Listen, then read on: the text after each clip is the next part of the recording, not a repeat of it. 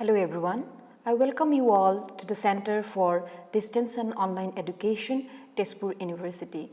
I am Madhusmita Boruah, Assistant Professor for the program MA in Mass Communication and Journalism.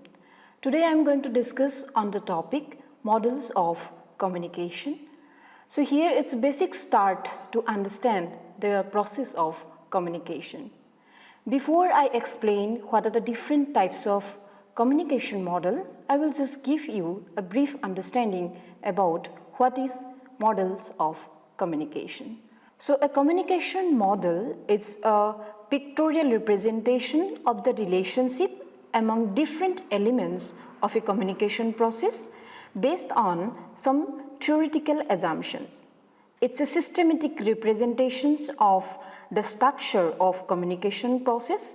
It illustrates various interlinked elements of communication process, and it also explains the flows of communication. So the different communication model can be categorized into three. The first one is linear model of communication. The second one is transactional model of communication, and the third one is circular model of communication. So in this lecture, I will explain the different types of communication model, including these three.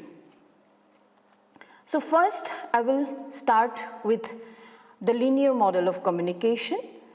So it explains the one-directional way of a communication process. It is a process of different interlinked elements of the communication process, and it depicts a straight line communication process. It means in linear models of communication, the process of communication is one directional. It's a straight line communications where the sender who sends the message plays the most active role, and the receiver who receives the message plays the passive role. So in this linear model of communication, there is no way to give feedback by the receiver. So that's why it is called one directional or one way communication process. So it's a linear model of communication. So one of the example of linear model of communication is Aristotle's models of communication. So here in this picture, you can see there are four elements of communication process as according to this Aristotle model of communication. So here, speaker, speech, audience, and effect. So this communication process explains a linear process of communications which is one directional. The message is sent from the speaker to the audience. So it's a one directional communication process. In this Aristotle's models, and it is called rhetoric models. So here you will find three basic elements. One is ethos, pathos, and logos. So I will explain these three different elements of Aristotle's rhetoric model of communication. So first, what is ethos? So ethos is basically related to the ethical and credibility aspect of a message. It includes different ethical values inscribed in a message which leads to credibility of the message. So for example, if you are listening to a person, and if you think that whatever the person is saying, it's ethical and the source is credible to you, then definitely the effect of the message will be strong. So the ethical aspect and credibility aspect of a message plays a very important role in this communication process. So in the rhetoric model, this ethos element explain this aspect, how credibility and ethical aspect of a message determines the effect of the message on the audience.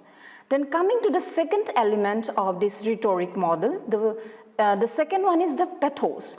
So it is related to the emotional connections with the receiver. So how the receiver associate themselves with the sender of the message. So there must be an emotional connections, or you can say that the receiver can relate to the message from their own experience, their own life experience. So if the message it is sent to the sender, from the sender to the receiver can, if they can relate their emotional part, or if they can emotionally associate with the message, then effect of the message on the audience will be more stronger. So here pathos, the second element of this Aristotle rhetoric model, explains these emotional connections with the receivers. It means the receivers' associations with the message. Next, coming to the logos, it is the element of this rhetoric model of communication that is explained by Aristotle. So it is basically related to the logic. It means how logical the message is. If the message is not found logical, the rationale behind the message is not valid, or it is not applicable to the experience that is experienced by the audience, it is not related, then definitely the effect of the message will not be that strong.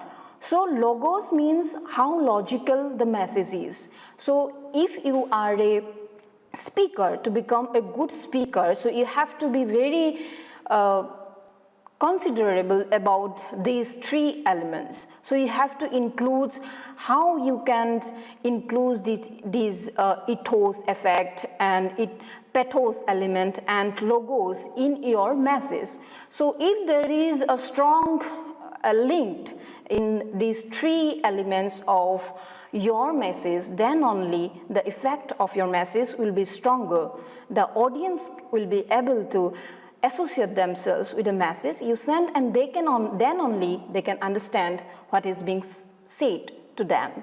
So coming to the other example of this linear model of communication, that is the Herald models of communication. It is very simple to understand because it again one directional way of communication process, and there is no, as I have said already, that in the linear model of communication there is no way of sending feedback. So here you can also see that in the Herald models of communication, the sender is the one who sends the message to the receiver, and there is no feedback from the receiver. So here the Herald model says that is the sender, who says what in which channel with what effect. It means who, the sender, says what message. So in which channel. Channel is a very fundamental elements of a communication process. So through which channel you will send your message. So it is also a very important element to decide through which channel you are going to send your message, because the impact of this channel through which you are sending it determines the effect of the message. So these Herald models explain this another linear process of communication. So it includes who says what in which channel with what effect. So effect is related to the impact on the receiver of the message. I will explain another linear model of communication, that is Shannon-Weaver's models, and this model is also called the mathematical theory of communications. And here you can see in this picture, I have explained how the communication process starts with this information source to the receiver. So here you will see that the one element that is included and very important element of this mathematical model of communication developed by Shannon and Weaver. So that is, it is a noise. So here noise means in the communication process, disturbance can occur. It may be regarding the technical problems, maybe regarding the misinterpretations of the message. So the disturbance can be at different level. So in this model, Shannon and Weaver explains using this noise element in the models how different elements can disturb this communication process. So through these models, Shannon and Weaver explained 3 levels of noise in the communication process. So here the first level, that is level A, it is termed as technical problems, which is occurred because of the technical problems in the transmitting the message. So it means if there is any technical problems in transmitting the message to the receivers, then the communication process will be disturbed. So at the level A, that is the technical problems, it disturbs the entire process of communications, and a gap will be created between the sender and the receiver. So the intended effect of the message will not be reached. Then coming to the second level of noise, that is level B, it is related to semantic problem. So what is semantic problems? It occurs because of misinterpretations of the meaning of the message. So it means if the intended meaning of the message is misinterpreted by the receiver, then this level B noise occurs. So the receiver misunderstands the message sent by the receiver, and these problems arises. So coming to the level C problems of these noise that occurs in this communication process, it is regarding the effectiveness of the message. It means the message may not have the effect on the receivers as desired by the sender of the messages. So level C is all about the effectiveness of the message. For example, in a classroom or any public meetings, if the speaker is saying something to you, but because of some of your own issues, or maybe you are lost, or maybe you are thinking something else, then you are not going to have the desired effect that is sent by the sender to you. So at this level of C, the noise is basically how different elements, maybe it is some external factors that comes in between the sender and the receiver. So here in this model you have seen these 3 level of noise that is explained in this mathematical model of communications. Now coming to the second type of communication model, that is transactional model of communication.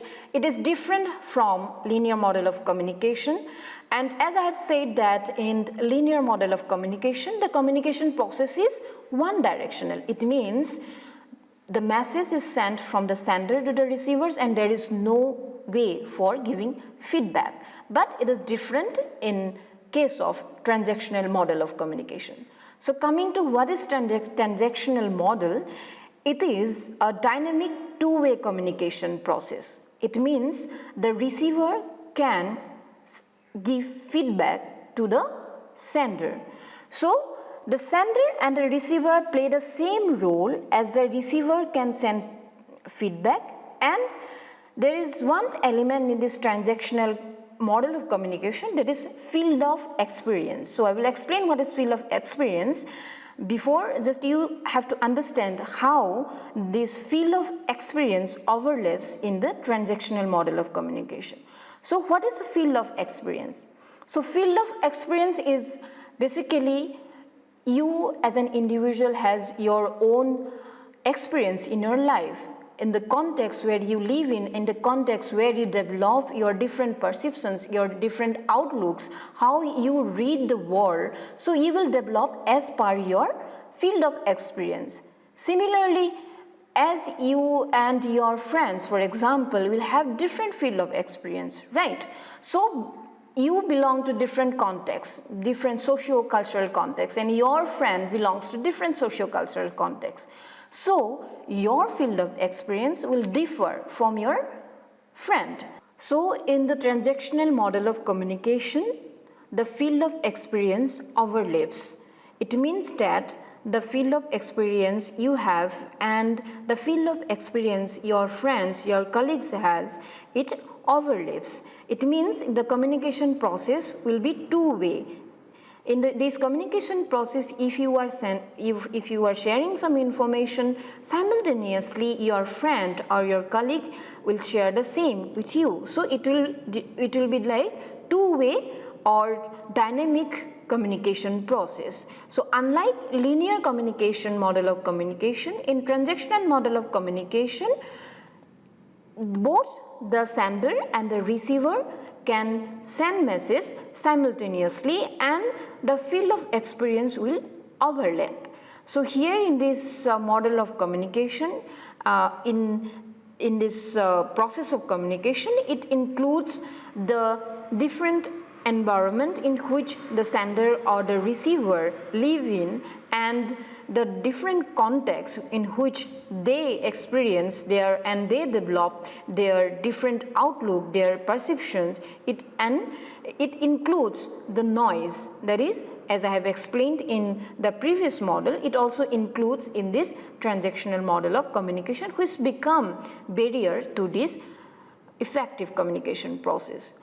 So coming to the next model of communication, it is the circular model of communication, and in circular model of communication, both the sender and the receiver play the same role. That is, the sender also play the encoder rules, that is, the sender encodes the message in the communication process. At the same time, the receiver also can send message to the communication process. So here it is this circular model of communication is an interactive and dialogic communication process in which the sender and the receiver both become encoder and decoder of the message. Here encoder means who encode the message, who sends the message, okay? Then decoder means which receives the message. So it means in a circular model of communication, the sender and the receiver can send a message and send feedback at the same time. And it is explained the active role of both the elements, that is the active role of the sender and active role of the receiver, and it leads to a very dynamic and interactive communication process. So here I'm showing this picture which is about this Osgood and Schramm model of communication. Here you can see that how communication process is happening in a circular way. So here you can see that encoder is also becoming the decoder. It means that at one point the encoder will encode or send the message, and also at some different time he or she can also become the decoder, that means a receiver of the message. Similarly also the receiver. So receiver will also play the role of a decoder. It means at one point of time the receiver will only receive the message, but at another point of time he or she will become the encoder of the message. It means the receiver can also give feedback in this communication process. So ultimately it will become a circular model of communication where the source of the message will play both the encoder and decoder role, and at the same time the receiver will also play both the decoder and encoder role. So ultimately it will lead to a circular model of communication. And with this I am ending these discussions on the topic different model of communication, and I hope you have understood these three different types of model of communications, and I thank you for watching this video. Thank you so much.